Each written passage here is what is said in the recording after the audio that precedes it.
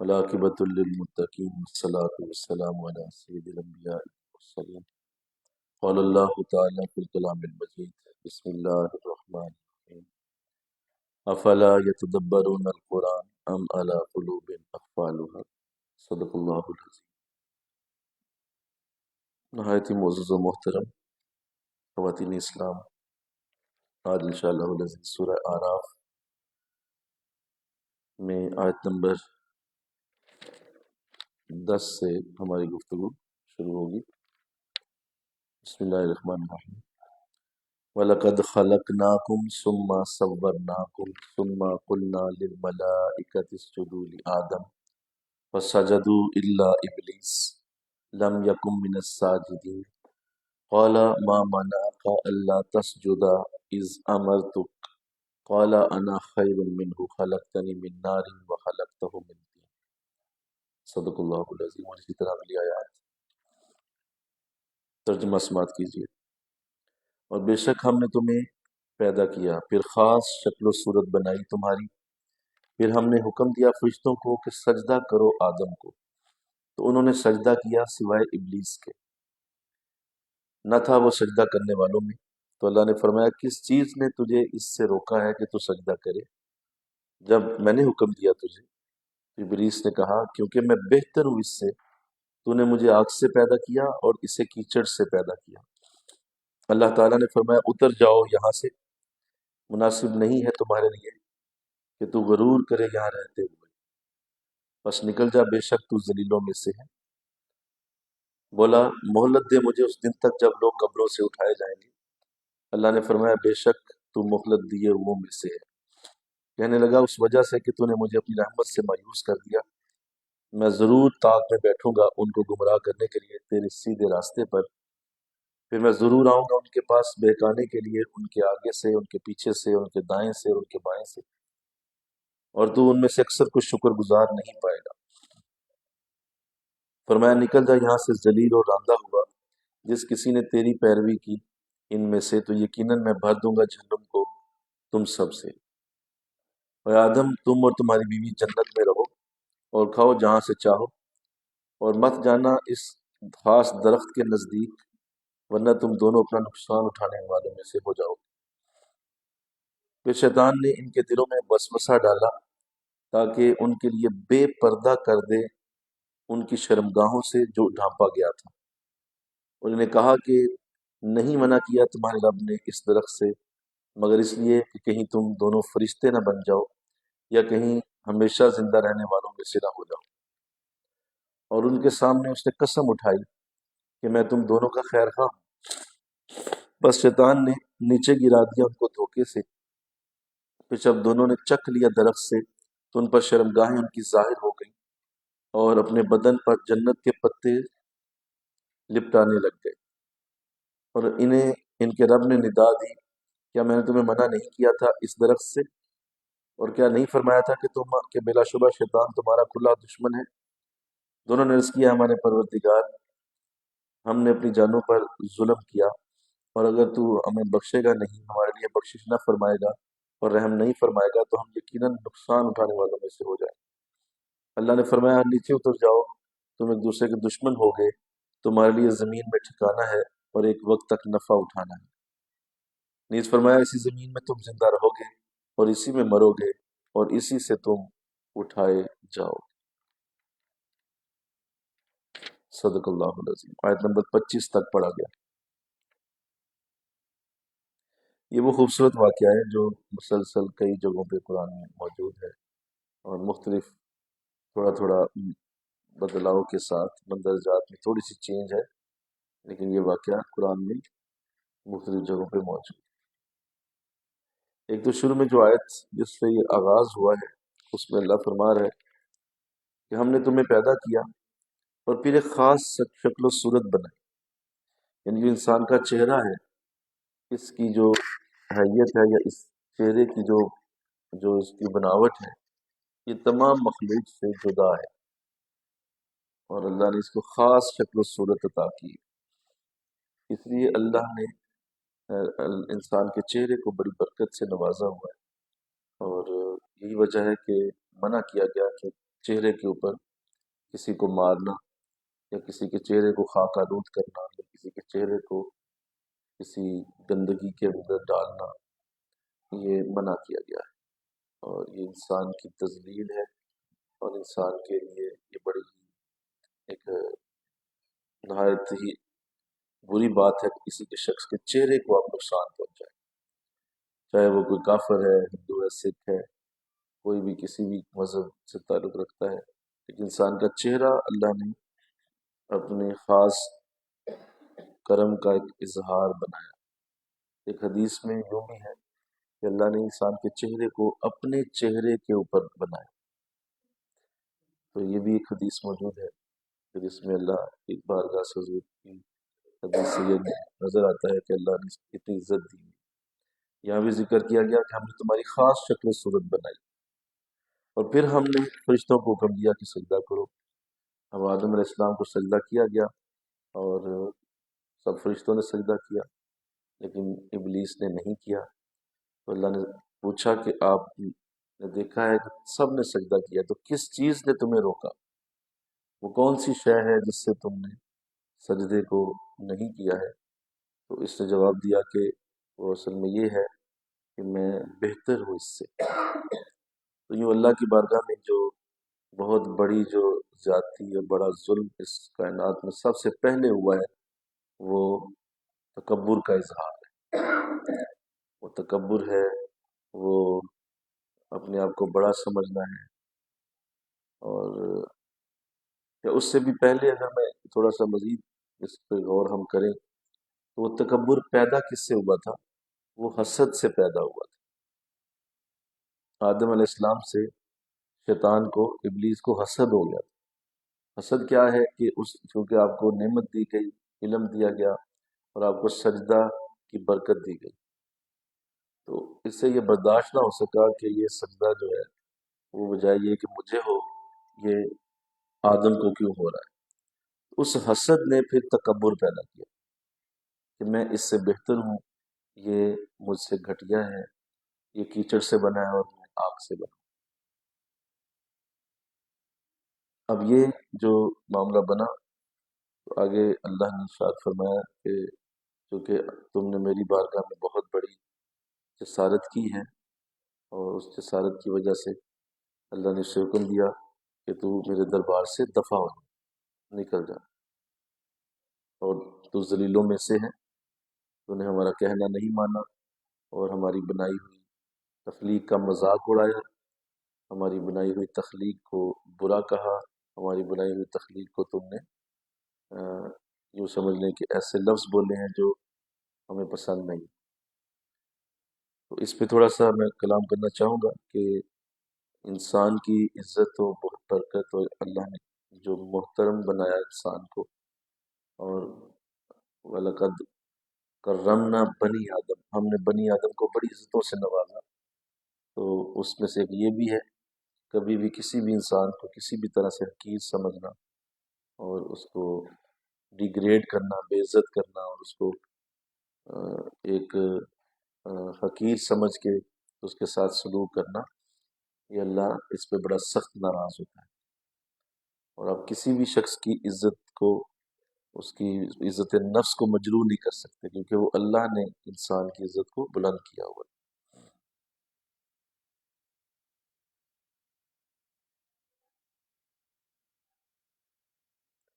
تو اب جو غرور کا اور تکبر کا معاملہ ہے وہ تو بہت ہی بڑا ہے۔ آقا اسلام نے ارشاد فرمایا جس کے دل میں رائی کے دانے کے برابر بھی غرور ہوا اس پر جنت کے دروازے بند ہوں۔ تو یہ بھی ایک اور ایک جہت ہے کہ آپ ظاہر ہے جب آپ کسی انسان کو ڈیگریڈ کرتے ہیں تو یقیناً آپ اسے حقیر سمجھتے ہیں اور اپنے آپ کو آپ بڑا خیال کرتے ہیں، تو اس سے اللہ محفوظ کرے، اور یہی شیطانی کام ہے۔ باقی جتنے کبیرہ گناہ ہیں وہ اور انداز سے دیکھے جائیں گے، جیسے قتل ہے، جیسے زنا ہے، جیسے شراب ہے، سود ہے، جیسے جو ہے وہ اور بھی کبیرہ گناہ ہے۔ لیکن یہ جو گناہ ہے کسی کو حقیر سمجھنا، یہ ان سارے گناہوں سے بڑا ہے۔ اور اس کی معافی بڑی مشکل ہے، کسی کو حقیر جاننا، کسی کو چھوٹا سمجھنا، اور یہ ایسا ظالم گناہ ہے کہ اگر یہ کسی نے بھی کیا تو بظاہر کتنی ہی عزت پہ سرفراز ہوگا اور کتنی ہی وہ بڑے مرتبے پہ ہوگا، تو اللہ اسے ضرور اس مرتبے سے گرا دے، کیونکہ اس نے کسی کو دیکھ کے تکبر کیا، کسی کے ساتھ غرور کا انداز اختیار کیا، تو اللہ اس کا وہ رتبہ مقام اس کو چھین لے گا، جس طرح شیطان سے اس کے ہزار ہا علم کے باوجود، ہزار ہا شیطان کی عبادتوں کے باوجود بولو اللہ نے اس کو محروم کر دیا۔ ویسے ہی یہ معاملہ قیامت تک جاری رہے گا، جو بھی اس بدبخت گناہ میں رہے گا اللہ اس کو اس کے اصل مرتبے سے محروم کر دے۔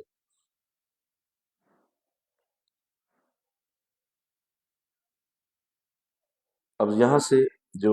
آگے ایک داستان شروع ہوتی ہے جو اللہ کی اپنی ایک مرضی تھی،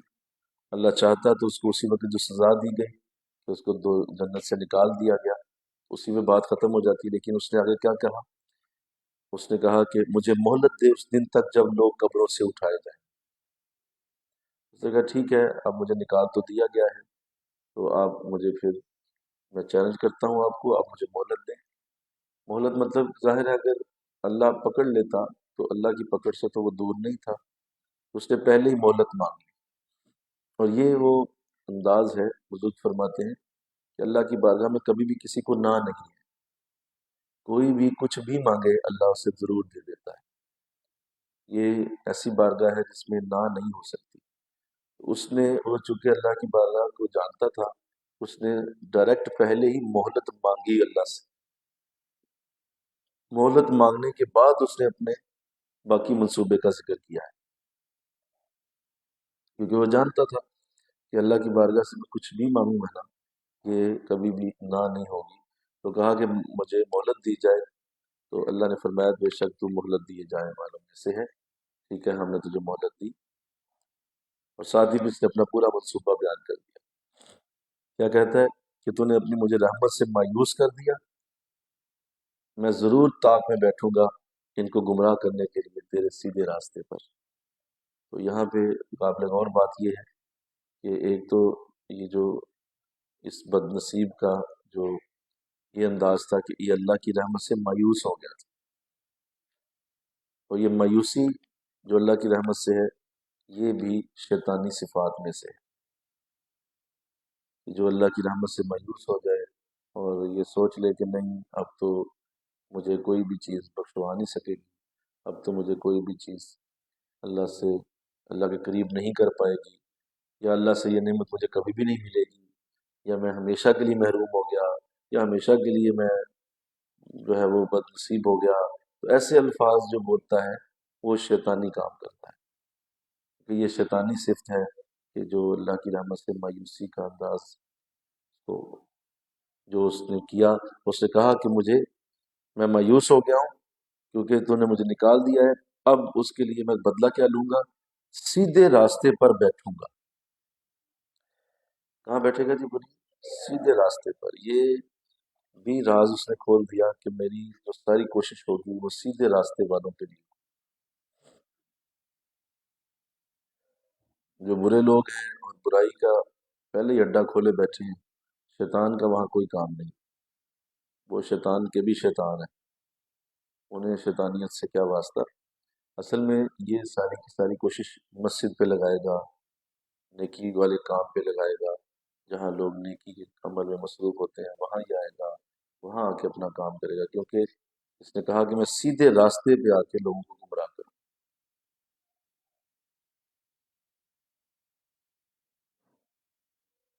اور آگے کیا کہتا ہے؟ میں آگے سے آؤں گا، پیچھے سے آؤں گا، دائیں سے آؤں گا، بائیں سے آؤں گا، یعنی میں اپنی کوئی کوشش نہیں چھوڑوں گا۔ اتنی زیادہ اس کی ڈیڈیکیشن ہے اپنے اس معاملے میں کہ یہ کوئی سمت نہیں چھوڑتا انسان کو گمراہ کرنے، دائیں بائیں آگے پیچھے، یعنی اس کا مطلب یہ ہے کہ کوئی طریقہ اختیار کروں گا، کوئی بھی جس سے یہ کسی طرح بہک جائے اور یہ گمراہ ہو جائے، کوئی بھی طریقہ مجھے قبول ہے، میں اس پہ لگوں گا، اور ضرور اس طریقے سے لوگوں کو گمراہ کروں گا۔ تو اب یہ جب اس نے 4 سمتوں کا ذکر کیا، بولیے آگے پیچھے دائیں اور بائیں، تو حضور فرماتے ہیں کہ 2 سمتیں یہ بھول گیا، اپنی بات کرتے کرتے 2 سمتیں سے یاد ہی نہ رہی، ایک اوپر کا ایک نیچے کا، اوپر اور نیچے کی بات ہی کر نہیں سکا۔ تو یہ 2 راستے ایسے ہیں جن پہ شیطان نہیں ہوگا، دائیں بھی ہوگا، بائیں بھی ہوگا، آگے بھی ہوگا، پیچھے بھی ہوگا، اوپر اور نیچے نہیں ہو سکتا۔ اوپر سے مراد دعا ہے اور نیچے سے مراد سجدہ ہے۔ تو دعا اور سجدہ یہ 2 ایسی چیزیں ہیں جس میں شیطانیت اثر نہیں کر پائے۔ دعا جو کرتا ہے اللہ اس کی دعا کے اندر شیطان کو نہیں آنے دیتا، اور اسی طرح جو سجدہ کرتا ہے اس میں بھی شیطانیت نہیں آ پاتی، کیونکہ یہ 2 راستوں سے وہ ویسے ہی اس نے وہ بھول چکا ہے، یہ 2 راستے پہ وہ نہیں ہوتا۔ تو دائیں بائیں آگے پیچھے کہا، اور یہ بھی کہا کہ تو ان میں سے اکثر کو شکر گزار نہیں پائے گا، یعنی میرا بہت بڑا جو وار ہے وہ یہ ہوگا کہ میں ان کی شکر گزاری ختم کر دوں، اور یہ بھی وہ اپنا راز دے گیا کہ میں ان کے اندر شکر گزاری کے جو جذبات ہیں وہ ختم کر دوں، کہیں یہ شکر گزار نہ ہو جائیں اور کہیں یہ تیری بارگاہ سے امیدیں نہ لگا کے بیٹھ جائیں کہ اللہ تیرا شکر ہے، تو نے ہمیں بہت دیا، تیری بڑی ہم پہ رحمت ہے۔ کہا یہ میں ان سے یہ ختم کروں گا، نہیں ہمیں تو دیا ہی کچھ نہیں، ہمارے پاس تو ہے ہی کچھ نہیں، ہمارے پاس تو کچھ بھی نہیں، ہمارے اللہ نے ہمارے سے بڑی زیادتی کی ہوئی ہے، ہم تو بڑی تکلیفوں میں رہ رہے ہیں۔ تو یہ سارے الفاظ جو ہیں ان کو میں اس طرح کروں گا کہ یہ شکر گزاری چھوڑ دیں۔ تو یہ بھی اس نے جاتے ہوئے راز دے دیا کہ تو ان میں سے اکثر کچھ شکر گزار نہیں پائے گا، یعنی میں جو دائیں بائیں آگے پیچھے سے آؤں گا نا، اس کا رزلٹ یہ ہوگا، کیا ہوگا بولیے، کہ وہ شکر گزار نہیں ہوں گے۔ فرمایا نکل جا یہاں سے ذلیل اور درندہ ہوا، ٹھیک ہے سن لیا تیری بات کو، اب دفع ہو جا، جس کسی نے تیری پیروی کی ان میں سے تو میں جہنم کو تم سب سے بھر دوں گا۔ استغفر اللہ۔ تو کہا ٹھیک ہے، تم بھی اگر اپنا چیلنج کرتے ہو تو میری طرف سے بھی سن لو، تمہارے پیچھے جو لگا اور جس نے اس طرح کے انداز بنائے ہم اسے تمہارے ساتھ ہی دوزخ میں ڈال دیں۔ تو یہ تو واضح بات شیطان سے ہو گئی اور شیطان کو نکال دیا۔ اب اگلی بات سنیے، اے آدم رہو تم اور تمہاری بیوی جنت میں اور کھاؤ جہاں سے چاہو، اور اس خاص درخت کے قریب نہ جانا، تم دونوں اپنا نقصان اٹھانے والوں میں سے ہو جاؤ۔ اب اللہ نے حضرت آدم علیہ السلام کو اور حضرت حوا علیہ السلام کو اجازت دی کہ آپ جنت میں رہیں، سجدہ بھی ہو گیا اور اللہ نے اجازت دے دی کہ آپ جنت کی نعمتوں سے لطف اندوز ہوں، کھائیں پئیں جہاں سے چاہیں کھائیں اور پئیں، اور ایک عیاشی اور ایک موج کی زندگی جو آپ کو دی گئی دونوں کو۔ کہا جاتا ہے کہ ہزاروں سال آدم علیہ السلام اس طرح جنت میں رہے کہ وہاں جنت کی نعمتیں آپ نے استعمال کی ہیں، جنت کی برکتیں، جنت کی ساری جو بھی وہاں فیسلٹیز تھیں وہ آپ نے خوب اچھی طرح سے استعمال کی۔ یہی وجہ ہے کہ ہم انسانوں کے اندر اسی جنت کی طرح کی عادتیں موجود ہیں، کیونکہ ہم کثیر وقت ہمارا جنت میں گزرا ہوا ہے۔ ہمارے جو باپ ہیں انہوں نے جنت میں بہت لمبا وقت گزارا ہے۔ یہ وجہ ہے کہ انسان جو ہے وہ اچھی رہائش سے محبت کرتا ہے، بڑی بڑی کوٹھیاں اچھی لگتی ہیں اسے باغ اچھے لگتے ہیں، اسے گارڈن پسند ہیں، اسے فوارے اچھے لگتے ہیں، اسے آبشاریں پسند ہوتی ہیں، یہ ٹھنڈی ہوا کو بڑا پسند کرتا ہے، یہ میٹھی چیزیں کھانا پسند کرتا ہے، اچھے اچھے کھانے کھانا پسند کرتا ہے۔ یہ ساری اصل میں جنتی عادتیں ہیں۔ کیا ہے جی بولو،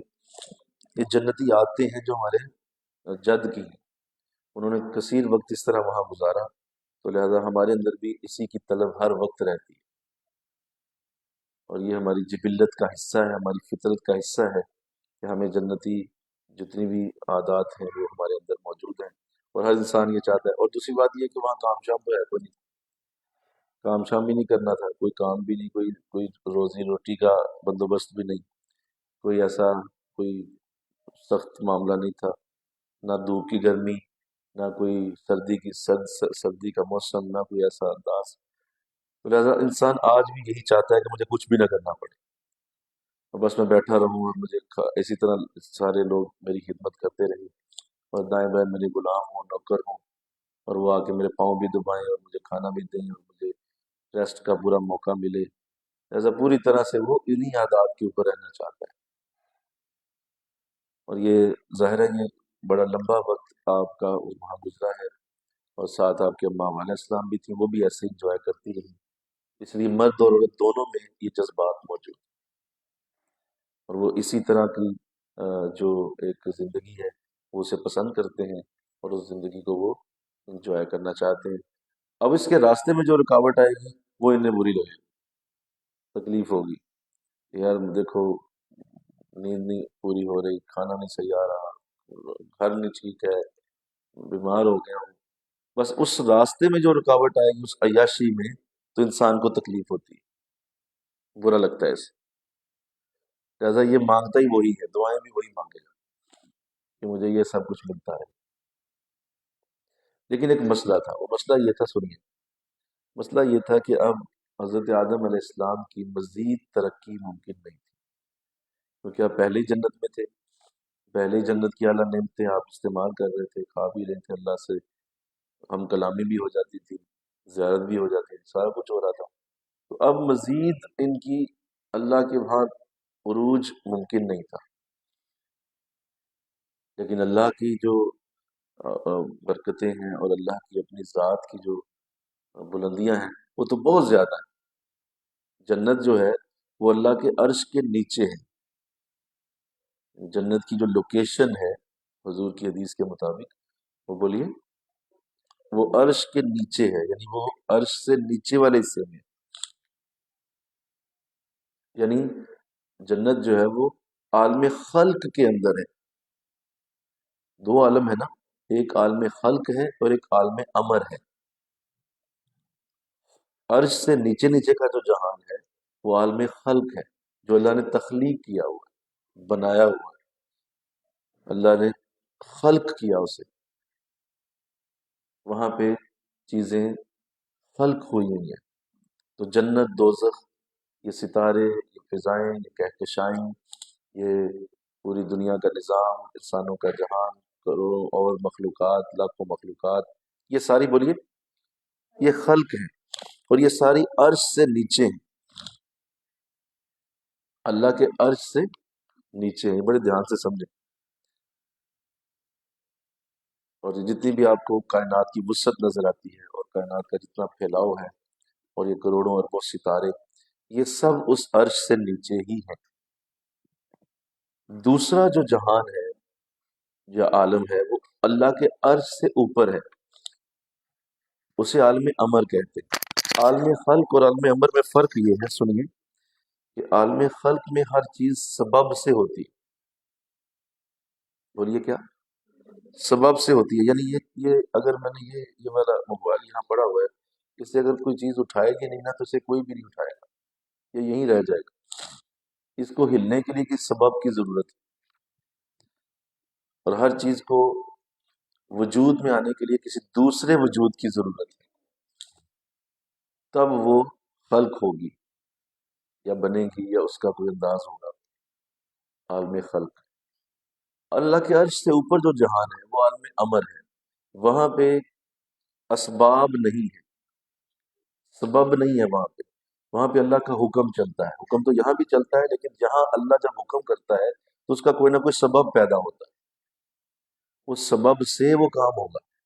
مثلا اللہ کا حکم یہ ہے کہ کسی شخص کے ہاں اولاد پیدا ہو جائے، یہ اللہ کا حکم ہے، لیکن حکم کیسے پورا ہوگا؟ میاں اور بیوی سبب بنے گے، تب وہ حکم پورا ہوگا۔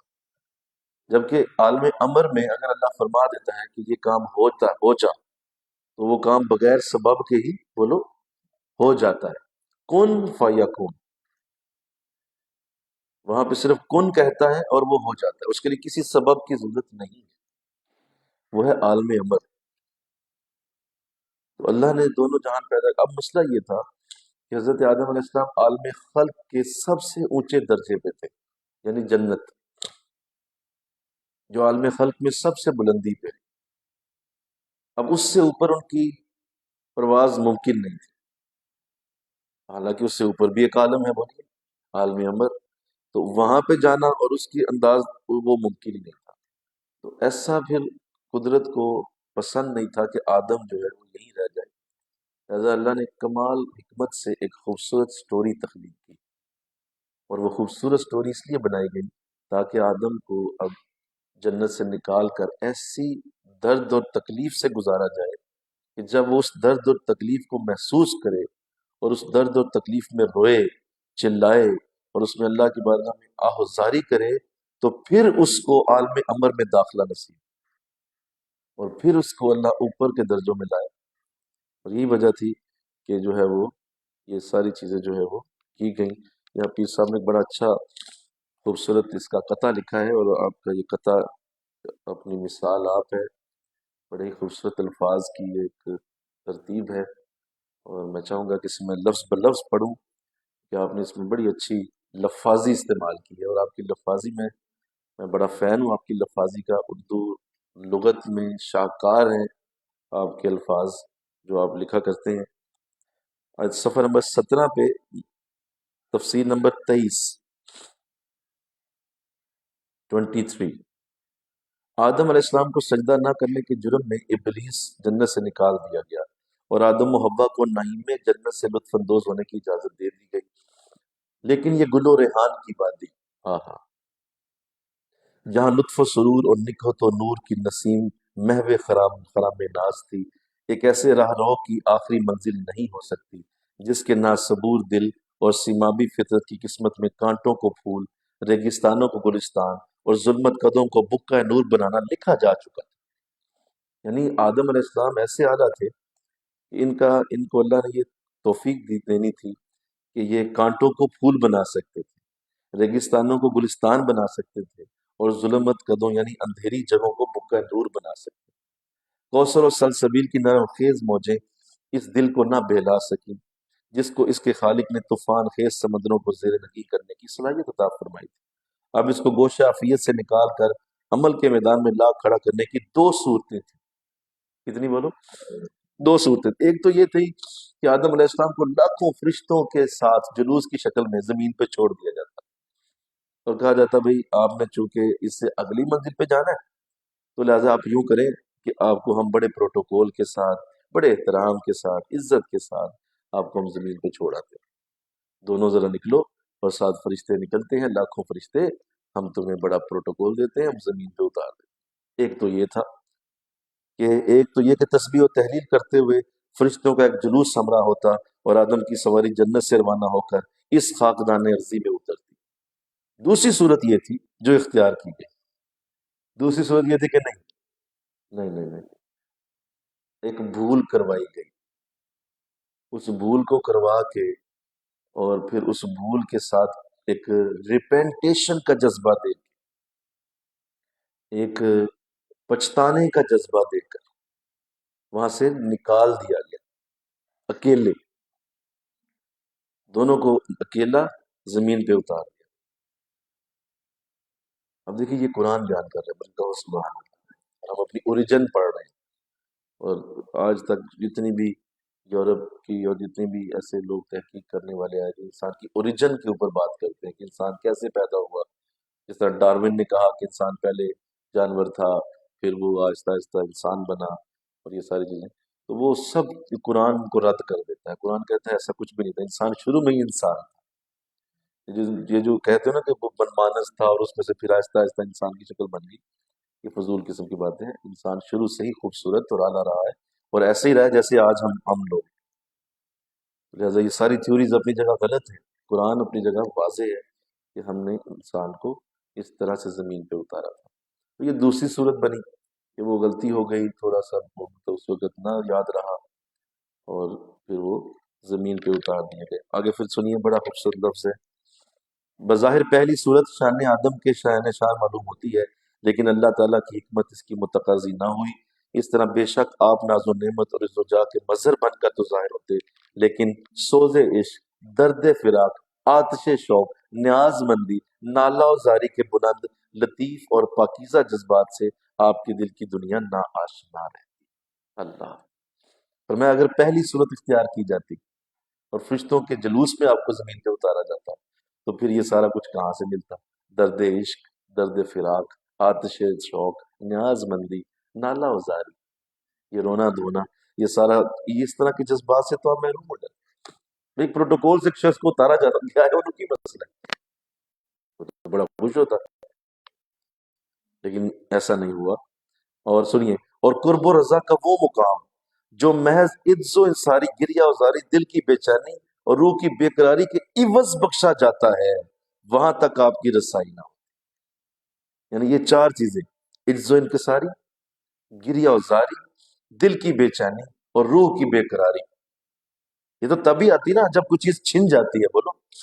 جب کوئی چیز چھین لی جائے، چیز آپ کو محروم کر دیا جائے کسی چیز سے، تو آپ ان چاروں میں سے کسی ایک میں ضرور آتے ہیں۔ آپ عز و انکساری کرتے ہیں، آپ گریہ ازاری کرتے ہیں، دل بے چین ہو جاتا ہے اور روح بے قرار ہو جاتی ہے، تو وہ کچھ چھینتی چیز تو یہ سارا کچھ ہوتا ہے۔ آگے سنیے، اس لیے قصد و نیت کے بغیر اس شجر ممنوعہ کو چھو بیٹھے۔ نیت تو نہیں تھی، بولو، بولیے، نیت نہیں تھی،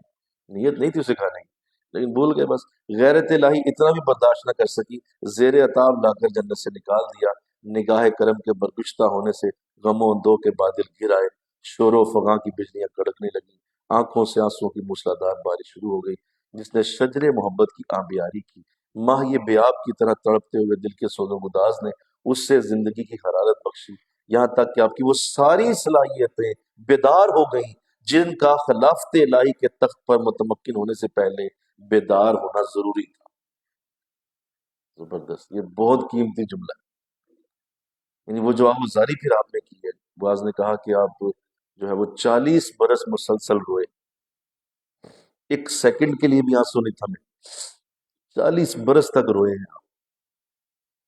اور اتنا روئے ہیں کہ آنکھوں سے آنسوؤں کی جگہ خون آنے لگا، اور اس جو ہے وہ اللہ کی محبت میں اور اللہ کے ساتھ پیار میں آپ پھر بڑے بے چین ہوئے ہیں، اس بے چینی میں پھر آپ کی وہ ساری صلاحیتیں بیدار ہو گئی۔ یہی وجہ ہے، سنیں میری بات بڑے غور سے، جب انسان پریشان ہوتا ہے، جب انسان کے اوپر دکھ اور تکلیف کے دن آتے ہیں، تو اس وقت وہ ایسی اعلیٰ صلاحیتیں بیدار کرتا ہے جو اس کے آرام اور سکون کے دنوں میں بیدار نہیں ہو سکتی، اور اس وقت اس کے اندر ایسے خوبصورت جذبات پیدا ہوتے ہیں اور ایسی اس کے اندر تخلیقی صلاحیتیں پیدا ہوتی ہیں جو عام خوشی کے دنوں میں کبھی نہیں ہو سکتی۔ جب اسے پتہ چلتا ہے کہ اب میرے پاس رہا ہی کچھ نہیں، تو انسان کے اندر سے پھر ایسی قوتیں باہر آتی ہیں کہ جو نئے نئے راستے تلاش کر لیتی ہیں۔ جب اسے پتہ ہوتا ہے کہ اب میں نہیں نکل سکوں گا، تو پھر ذہن سوچتا ہے کیسے نکلوں، تو پھر وہ نئی ایجادات ہوتی ہیں، نئے نئے رخ کھلتے ہیں، تو جس کو یہ کچھ بھی نہ ملا ہو وہ کبھی بھی آگے نہیں جا سکتا۔ یہی وجہ ہے کہ آپ نے دیکھا ہوگا کہ اس دنیا میں جتنے بڑے بڑے کام دنیا میں لوگوں نے کیے، وہ سارے غریب گھروں سے اٹھے، بے چین، تکلیفیں، قربانیاں دینے والے لوگ، اور جن کی روحیں بے قرار رہتی تھیں، جن کو ہر وقت یہی لڑکا صبح کا کھانا ہے شام کا نہیں ہے، شام کا ہے تو صبح کا نہیں ہے، تو ایسے انداز جن کو ملے ہیں، بس سمجھو وہی دنیا میں بڑے کام کر پائے، جن کو ٹائٹ زندگی دی گئی، بولیے، ٹائٹ زندگی، صبح و شام تکلیفوں میں رہنے والے، انہوں نے بڑے کام سر انجام دیے۔ باقی جو سونے کا چمچ دے کے پیدا ہوئے ہیں وہ کبھی بھی بڑے کام نہیں کر سکتے، کیوں؟ ان کے اندر وہ صلاحیتیں پیدا ہی نہیں ہو پاتی۔ زندگی سکون سے گزر رہی ہے، صبح مرسڈیز میں ہوتے ہیں، شام اکارڈ میں ہوتے ہیں، رات جو ہے وہ ہونڈا سیوک میں ہوتے ہیں، اگلے دن پجاروں میں ہوتے ہیں، انہیں ان کی صلاحیتیں کہاں بیدار ہو سکتی؟ سوال ہی پیدا نہیں ہوتا، ممکن ہی نہیں۔ آپ ریسٹ موڈ میں ہیں نا، بولو، جب آپ ریسٹ موڈ میں ہیں تو آپ تو بالکل سوئے ہوئے ہیں، آپ کے اندر کی وہ قوت کیسے بیدار ہو سکتی ہے؟ یہ بہت بڑی آپ نے حقیقت سے پردہ اٹھایا کہ وہ ساری صلاحیتیں بیدار ہو گئی جن کا خلافت الہی کے تخت پر متمکن ہونے سے پہلے بیدار ہونا ضروری تھا۔ اللہ، تو یہ خوبصورت انداز بنایا گیا اور اس کی ترتیب بنائی گئی تاکہ آدم علیہ السلام نیچے زمین پہ اترے اور پھر وہ آہوزاری کرے۔ اور اچھا، میں اس میں یہاں رکتا ہوں، ایک بات کرنا چاہتا ہوں جو بڑی ضروری ہے، جو پہلے تو شاید ذہن میں نہیں آئی، ابھی آئی ہے، کہ حضرت امام حوا علیہ السلام کو بھی اتارا گیا، بولیے، اور آدم علیہ السلام اترے تھے سراندیب، کوہ سراندیب، سری لنکا، وہاں پہ آپ کو اتارا گیا، اور حضرت اماں حوا علیہ السلام جو ہے انہیں جدہ میں اتارا گیا. یہ جدہ کے مقام پہ اتری جہاں جدہ ہے آج شہر، اور حضرت آدم علیہ السلام سری لنکا میں اترے. اچھا اب یہ ان میں فاصلہ بہت زیادہ ہے، بہت دور ہے، علیحدہ علیحدہ اتار دیا. اب ساری کی ساری جو ڈسکشن ہے سنیے، یہاں میں تھوڑا سا ذرا واضح کر دوں یہ بات کہ یہ اللہ نے چونکہ مرد کو جو فوقیت دی ہے اس کی ایک بہت بڑی وجہ یہ واقعہ بھی ہے. یہ ساری کی ساری جتنی بھی ڈسکشن ہے وہ آدم علیہ السلام کی ہی ہے. توبہ کا ذکر بھی آدم کا ہی ہے، اور اعلیٰ آدم علیہ السلام ہی ہیں جنہوں نے ہزاروں وہ جو تکلیفوں کا جو انداز تھا وہ قرآن نے انہی کے ذریعے بیان کیا ہے کہ آپ ہی روتے رہیں اور آپ ہی توبہ کرتے رہیں. حضرت اماں حوا علیہ السلام کا یہاں کہیں ذکر نہیں آتا، اور ان کے ساتھ اس طرح سے ذکر نہیں ہے کہ ان کی کیفیت کیا تھی اور ان کی حالت کیا تھی. سارا فوکس آدم علیہ السلام پہ رہا. حالانکہ اگر آپ غور کریں تو وہی تکلیف انہوں نے بھی تو اٹھائی تھی، بولیے، وہ بھی تو اسی تکلیف سے گزری تھی، لیکن ان کا ذکر نہیں ہے. ذکر سارا آدم علیہ السلام کا ہے اور انہی کی گفتگو کی گئی ہے. اس سے یہ پتہ چلا کہ اصل میں محبت کا جو حقیقی محور ہے وہ مرد کی ذات ہے. مرد کی ذات اصل میں محبت کا محور ہے، اور عورت اس محبت کے محور میں آتی، وہ اس کے اندر تخلیق، کیونکہ وہ تخلیق آپ سے ہوئی تھی، آپ ہی کی وہ مائیں پسلی سے تخلیق ہوئی تھی، لہذا اس محبت کا ایک جز ان کو بھی ملا. لیکن اصل میں جو محبت کا اصل پہلو اللہ کے ساتھ ہے وہ مرد کے اندر ہوتا ہے. یہی وجہ ہے کہ مرد کو اللہ نے الرجال قوامون علی النساء کے ساتھ تعبیر کیا کہ مرد مومن عورتوں پہ حکمران ہیں، مرد عورتوں پہ فائق ہیں، بلند ہیں. تو یہ بلندی ذات، بلندی جو شوق اور شعور ہے یہ آدم علیہ السلام سے چلا آ رہا ہے اور آج تک یہ رہا ہے. تو اب یہ بات ہو گئی، تو بڑی خوبصورت بات جو آپ نے کی آگے کہ یوں گریہ پہم کی برکت سے خلافت کا راز آشکارا ہوا، محبت اور محنت کی حقیقت پر آگاہی حاصل ہوئی، اور جمال و جلال خدا بندی کے آپ مظہر بنے. جلال کے بھی مظہر آپ ہی بنے اور جمال کے بھی مظہر آپ ہی بنے. جمال اس وقت تھا جب جنت میں تھے بولو، اور جلال اس وقت دیکھا جب زمین پہ آ گئے. مختلف اسماء حسنہ تواب، غفار، قہار اور ستار کی جلوہ نمائی ہوئی. یعنی یہ جو اللہ کے نام ہیں یہ ہمیں کیسے پتہ چلتے اگر آپ توبہ ہی نہ کرتے، اور آپ کی قہاری اور جباری آپ نے جو اللہ نے دکھائی، اور جو ستار کی جلوہ نمائی فرمائی گئی، وہ سارا کچھ یہی. اللہ. اب مزید آگے سنیے. اب خیر یہ تو چلو ہو گیا، جب وہ وہاں پہ تھے تو معاملہ ایسا بنا. وہ کیسے بنا اب قرآن اس کی گفتگو کرنے لگا ہے. پھر وسوسہ ڈالا ان کے دلوں میں شیطان نے. شیطان نے وسوسہ ڈالا. کیا وسوسہ ڈالا؟ کہ دو چیزیں ہیں بھائی، تمہارا رب چاہتا ہے کہ کہیں تم دونوں فرشتے نہ بن جاؤ یا مسلسل ہمیشہ کے لیے تم زندہ نہ رہ جاؤ. میں اللہ کی قسم اٹھاتا ہوں کہ میں سچ کہہ رہا ہوں، یہ درخت کا پھل تم کھا لو، تم دونوں جو ہے وہ ہمیشہ زندہ رہو گے اور ہمیشہ اللہ کی تسبیح و تحلیل کرتے رہو گے، کبھی مرو گے نہیں. تو یہ اس بدبخت نے قسم چونکہ اٹھائی، اور آدم علیہ السلام نے اس کی قسم پہ اعتبار کر لیا کہ نہیں، یہ بے شک راندہ درگاہ ہے، اللہ نے اسے نکال دیا ہوا ہے، لیکن کوئی اللہ کی جھوٹی قسم تو نہیں کھا سکتا. تو آپ اپنی سلیم فطرت کی وجہ سے، اپنی سلیم اس عادت کی وجہ سے آپ اس کی اس قسم میں کے جھانسے میں آ گئے، اور آپ نے وہ درخت کا پھل جو بھی تھا وہ استعمال کر لیا. تب اللہ نے اسی بات سے ان دونوں کو فرمایا کہ کیا میں نے کہا نہیں تھا کہ شیطان تمہارا کھلا دشمن ہے، وہ تمہیں ہمیشہ گمراہ کرے. تو یہ کھلا دشمن ہمیشہ سے آج بھی ہے، تو اللہ اس سے محفوظ کرے، آمین کہو. آگے وہ بڑی مشہور دعا ہے دونوں کی، ربنا ظلمنا انفسنا وان لم تغفر لنا وترحمنا لنکونن من الخاسرین. عرض کیا ہے ہمارے پروردگار ہم نے اپنی جانوں پر ظلم کیا، اگر تو بخشے گا نہیں اور رحم نہیں فرمائے گا تو ہم یقیناً نقصان اٹھانے والوں میں سے ہو جائیں. تو جب یہ دعا مانگی تو ساتھ ہی پھر وہ واقعہ بھی بارہا پیش کیا کہ آپ کی توبہ اس وقت قبول ہوئی جب آپ نے حضور علیہ السلام کا وسیلہ پیش کیا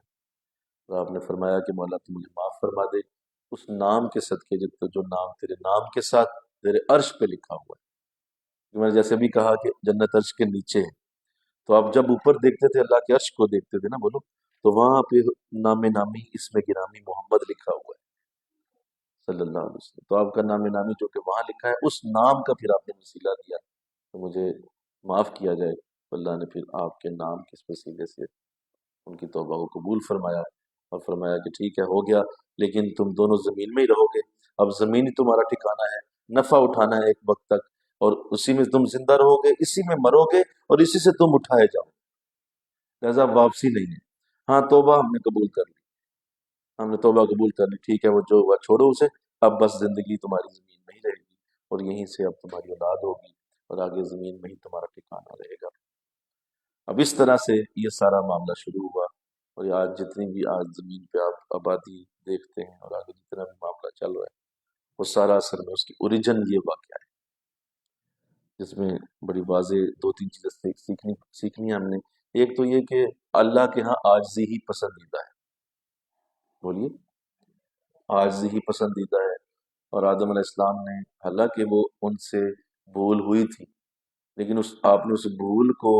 یہ نہیں کہا مولا میں تو بھول گیا تھا، آپ نے اسے واقعی اپنا گناہ سمجھا، اور اللہ کے ہاں آپ نے اپنی گردن کو نیچے جھکایا اور آپ نے اپنی غلطی پہ معافی مانگی اور اس کو غلطی کہا. حالانکہ اگر شریعت پہ ہم اس کو پرکھیں تو وہ غلطی نہیں تھی، وہ بھول تھی. اور بھول کے ساتھ اگر کوئی کرے گا کوئی کام تو اللہ کے ہاں اس کو گناہ گار نہیں لکھا جاتا. جیسے کوئی روزہ میں بھول کے کھانا کھا لے تو وہ گناہ گار نہیں ہوتا، کیونکہ وہ بھول کے کھا رہا ہے. تو اللہ کے ہاں شرعی طور پہ کوئی بھول کے کام کرے گا تو وہ گناہ گار نہیں ہے. لیکن آدم علیہ السلام نے اس بھول کو بھی اپنی خطا ہی سمجھا. یہ آپ کی بات کو ہم نے سیکھنا ہے کہ اگر بڑے لوگوں کے ساتھ ایسا معاملہ بنتا ہے تو وہ اپنی اس بھول کو اللہ کے سامنے ہمیشہ روتے ہوئے اور توبہ کرتے ہوئے ایکسیپٹ کر جاتے ہیں اور مان جاتے ہیں فوراً کہ ہم نے غلطی کی ہے. یہ جو اڑی کرنا ہے، یہ جو آگے سے سر اٹھانا ہے، یہ شیطانی فعل ہے. اور جو ہے وہ ایک بندہ غلط بھی ہے اور وہ ساتھ سر بھی اٹھا رہا ہے، تو یہ شیطان کا کام تھا. بولیے، اس نے تو واقعی گناہ کیا تھا نا. بولے، اس نے تو واقعی کہا تھا کہ نہیں میں نے نہیں سجدہ کرنا، اور اس نے اس پہ نہ صرف یہ کہ وہ سجدہ کرنے سے رکا، اس نے اس پہ دلیلیں دینا شروع کر دی کہ نہیں میں نہیں کر رہا، میں نہیں کروں گا. تو یہ فعل جو ہے یہ ہم انسانوں کا نہیں. ہم انسانوں کو عاجزی سوٹ کرتی ہے، ہم انسانوں کو نیچے جھکنا سوٹ کرتا ہے، ہم انسانوں کو ہمیشہ بیک سٹیپ پہ جانا سوٹ کرتا ہے. اور یہی ہمارے باپ کی تعلیم ہے، اور یہی ہماری بڑوں کی کا انداز ہے. یہ بڑا اہم معاملہ جس میں سے سمجھنا چاہیے. اللہ سمجھنے کی توفیق عطا فرمائے. آج آیت نمبر 25 تک پڑھنے کی سعادت حاصل ہوئی ہے، اور یہ تفسیر نمبر 30 تک بنتا ہے جی. یہاں تک تفسیر نمبر 30 تک اب آپ اسے نوٹ کرنا ہے. تو کافی بڑی، لیکن یہ میں چاہتا ہوں پورا واقعہ پورا اس کے نوٹس تیار کریں اور اس کے نوٹس کو باقاعدہ صحیح انداز سے لکھیں.